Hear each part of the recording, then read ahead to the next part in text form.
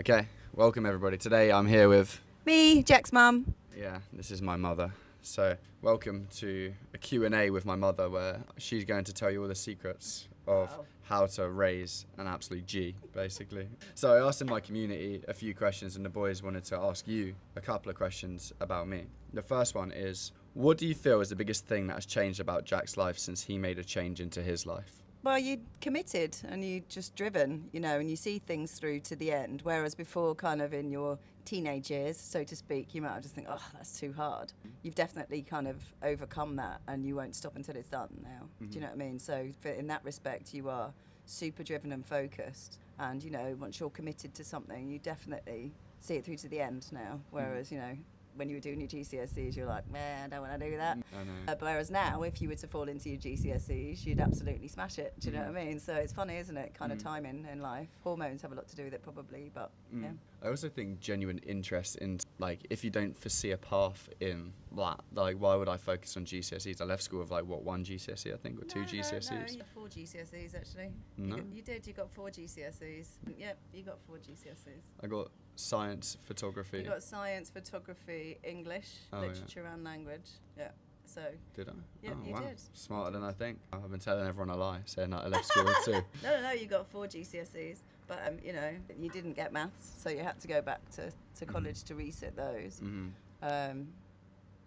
But you did that. And then Sure. you did business administration, level 2 and level 3. Yeah, I just fucking hated school, basically, because I had a don't problem think with it's authority really, yeah, it's back in the day. But you did, and I think a lot of young men do, or young people do. It's just like when somebody tells you to do something, you don't want to do it because you're like, no, fuck you. I'm going to do what I want to do. Why do you believe that young men do have a problem with authority? Well, it depends what kind of family situation I suppose you've grown up with, really. I think that has a lot to do with it. And because a lot of young men don't have a problem with authority, if they've grown up with, a stable family and a stable family life, I suppose, or a male figure that's been constant and kind and gentle rather than just like, do this, do that, then I think you kind of kick back and like... Here's a question for you. When you look at the transition from back then where we, like, what were you, when I was younger, obviously I'm 24 now, when I was like, I don't know, say 10 or 11, like how much money were you making at your job? Oof, 20 grand a year maybe? Yeah, I was part-time, yeah. I had to do part-time hours because obviously I had, three children at that point, and you were, 10 and under. I mean, there's 3 years in between you and Ben, and then 20 months in between Ben and Mimi. Yeah. I was on my own, so Sure. yeah. So it was tough, 20 grand, part-time hours, so as I could fit in between taking you to school, picking you up from school if you were sick. So I couldn't really have the kind of job that demanded a lot of my time or, conscious ability because, if you were sick, obviously you're my priority. So. Sure. Because you were like super hustling, like 3 kids. Yeah. Me, Ben is my brother, for those of you who don't know. Mimi is my sister. And Mum, on her own, working 20 hours a week. It's like absolute grind set mindset. And when you look at, even just in a short space of something like 15 years, how much our family's life has changed. Like, what kind of way do you feel when you reflect on those times in comparison to how things are now? With the progress that I've made, but just that. Yeah, I mean, I've done, amazingly well. I got my new job and, I'm controlling sales operations for Europe, Middle East and Africa. Yeah. So, I'm doing really, really well. But, it's kind of priorities. And once you're committed to doing something and you were all grown, well, you're fairly grown. I mean, Rocco's only 15 now, but you're fairly grown. I don't need to be that constant kind of mother hen pecking at you all. You've all got your own ability and you just need somebody to to believe in you, to give you that initial push, I think, and then when you're off and you're like, right, I can do it. Yeah, definitely. And that was one of the main reasons why I actually went into like entrepreneurship, because I remember we were in Asda car park and I told you I was going to leave my job that's paying me like 55 grand a year. I was like, I'm going to leave it, and you were like, oh, and then I was like, oh no, she's going to give me some negative, and then you were just like, nah, go for it, babes. And I was like, okay, sick. And like that really empowered me to actually go, which was surprising, not because you didn't believe in me. Sure, it was more because it was surprising because it was more like I didn't expect you to push me to take risk in comparison to like typically what you like exactly. I would have expected you to lean more into it. But it's different with children that need you to when you're on your own, well, not on your own, but when you're a young person with your whole life ahead of you, no responsibilities in terms of children or mortgages and bills to pay and stuff like that. I mean, even if you did have bills to pay, like if you've got children, it does make you kind of think, the second guess. But had I been in your position and had, you know, these opportunities, I would have absolutely probably done what you're doing now, even with you as small children. I mean, I could have done that at home and not had to gone to work and earned nothing. Do you know what I mean? So, you know, it depends kind of what, you know, if you're committed to succeeding, then, you know, you're going to do it. Definitely.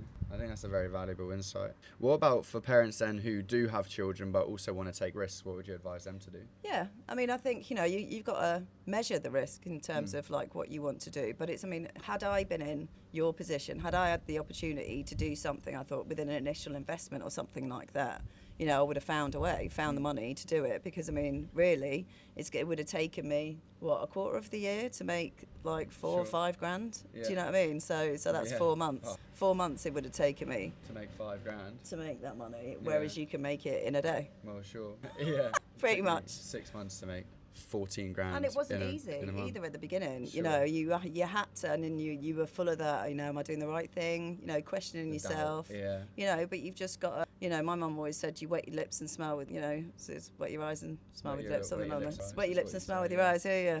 So, you know, you just basically just means pick yourself up, dust yourself off and just crack on again, because you've just got to keep going. And if you know, especially as a parent, you do that all the time with everything. You know, when your kid falls over, when your kid's sick, you're constantly second guessing, are they going to die? You know what I mean? So, yeah. Somebody asked here, one of my boys, Jolyon, he said, what was Jack like as a very young little boy? Oh, you were funny. I was actually telling a story the other day, because he was always very driven and very, very just mindset. This is what I'm going to do, whether it was good, whether it was bad. I mean, you were never mean and you were never like, you know, like nasty, naughty, but you know, you were just a little pesky. Sometimes, yeah, you were. And, you know, we used to sit you on the naughty step, and I remember me and your dad being in the lounge, and we just kept putting you back on the naughty step, you know, for a minute for every year of your life, you'll spend on that naughty step, and you're like, no, I won't. I'm like, yes, you will. And then you had your Buzz Lightyear toy, and I was sitting in the lounge just waiting for you to come off, and then you just pressed the button, and it was like, I come in peace. So that was pretty funny. And pretty, What about from the ages of, because that's like very young, what if we talk a little bit older, from like 13 to 17? All the dark times. Okay, The dark times. That was tough. That was really hard, because you were just kicking against it and just determined to just be on a mission of self-destruct. Just, you know, it wasn't easy. But, you know, I just thought, as long as I can just be there to support you, I'm getting a bit emotional. Yeah. You know, just to support you, and then, you know, you'll come back, and you did. So What was the hardest part, or what was, when you reflect on those years, like the 5 to 10 years that it was, like what was the hardest when I point? took you to hospital after you got your head hit with that in.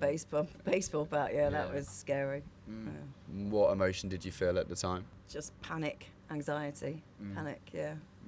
Yeah, It was a dark. fucking dark time. Yeah, it was. Well, you were like, oh, I've broken my elbow, and you had a great big hole in the back of your head, and I was like, oh my God. Yeah. Yeah. I think the hardest times actually came after that, though, to be honest. Oh yeah, because like, you have PTSD to a certain extent from that, but you know, I will hate that boy for the rest of my fucking God-given life. You know, that's something that I can't give up. I mean, you should never hold on to things like that, because it's not good. It's negative karma, you know. Sure, you can. Yeah, but you can channel it to drive forwards, Yeah, exactly. and I feel like you just put it into a positive perspective. So anything that kind of, I don't think it bodes well to be just constantly, you know, just thinking negative things or being in that negative spiral, because it just, like I say, you know, it perpetuates a cycle, doesn't it? Because, you know, if you're giving negative in, it's just going to spin negative out. Yeah, and that's a big thing that I realised at the time, was that I was putting so much negative into my life that ended up being the outcome. And nobody obviously deserves that, but I feel like that was like the awakening. That was like, all right, cool, like Your fucking epiphany. basically, sort your life out. And that was actually the day that I like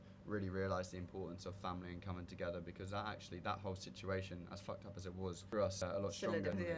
Really kind of cemented the cracks, didn't it? Yeah, but I think we've always been so close, you know what I mean? There's nothing, and you know, you take the rough with the smooth, and that's part of being a parent and you're from a big family, so you know, there's loads of you, there's loads of us, you know, so you have to be good at talking, articulating, you know, getting your point across and being heard and being understood, I think, as well, you know, so that's also really important. I think as well, like challenging without being confrontational is like a skill super that you important, learn. and it's something that you learn with time. And as a teenager, you don't have the emotional faculty, I suppose, or the emotional artillery weapons to be able to deal with that, because you just like rage or sad or rage, you know what I mean? But like as you get older, that obviously calms down.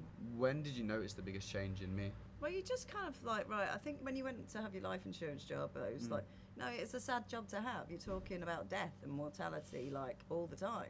Yeah. You know, so that is going to take its toll. But you kind of just thought, I'm really good at this. I'm really good at sales. Even in the darkest of conversations, you can Yeah. find, and somebody can find with you that true kind of, oh, right, you know, and they have a conversation. They probably haven't talked about that for like however many years, but, you know, but it's something that's constantly, every time they have to renew their insurance policy, they're having to go through it again. You know, and it's just finding common ground with people because, you know, you can't sell to somebody who doesn't like you. So what was the biggest change, would you say, that you saw in me? Commitment, I think. Commitment, yeah. Commitment Oh, and drive and accountability as well, I think, you know, because you're accountable for your own actions and you have to have accountability, otherwise you just won't progress on to the next bit. Definitely, yeah. I think that's very interesting because commitment's so easy to kind of flake out when you don't. But yeah, really I mean, have- you're committed. Like when people join the gym in January, right? Yeah. Yeah, they join the gym in January. I'm going to lose 2 stone. I mean, I've done it time and time again. Sure. You know, but I still carry on going, and I'm still going 2 years later. I'm still a bit portly, but you know. No, yeah. Yeah, no. but you know, it's accountability because you are, if you're committed to something, you're accountable for the results, aren't you? Yeah, that's interesting. Joe Smith asked, did you know Jack was going to do big things with his life? Yes, I know you're all going to do big things with your life, but you know, you're my firstborn child. I didn't know what I was doing. The favourite child, by the way. No, Yeah. no, I love them all equally. You know, I knew you're all just so independent and special and driven, but you are all driven, every single one of you. You know, and I think that just comes from just being able to come home and just like talk about your fears, your hopes, your dreams, your aspirations, and all of those things. You know, have a part to play, don't they? Sure, and they're accepted, and they're also not met with like Judgment. you never project your limiting beliefs, or like you never project your beliefs onto us. Oh God, As no! kids, But you you'd know, let us I mean, I am decide for so ourselves. risk averse. Yeah. But had I, like I say, had I had the opportunity that you're, you know, that you're, or you did, or you jumped into, you know, I would have done it 100%. Definitely. Okay. Interesting. Why? Because like, just think, like you've done so well, and I mean, I've seen you through the whole journey Yeah. when you had nothing, and you were questioning and questioning, and I was like, no, keep going, keep going, keep going. And you did, and you didn't stop, and it's just got bigger and better, and you know, more refined. And I think your skills refine, and the way you talk to people is, you know, is just, you know, you need to be a personable person, and you know, enjoyable to be around, and you are, you know.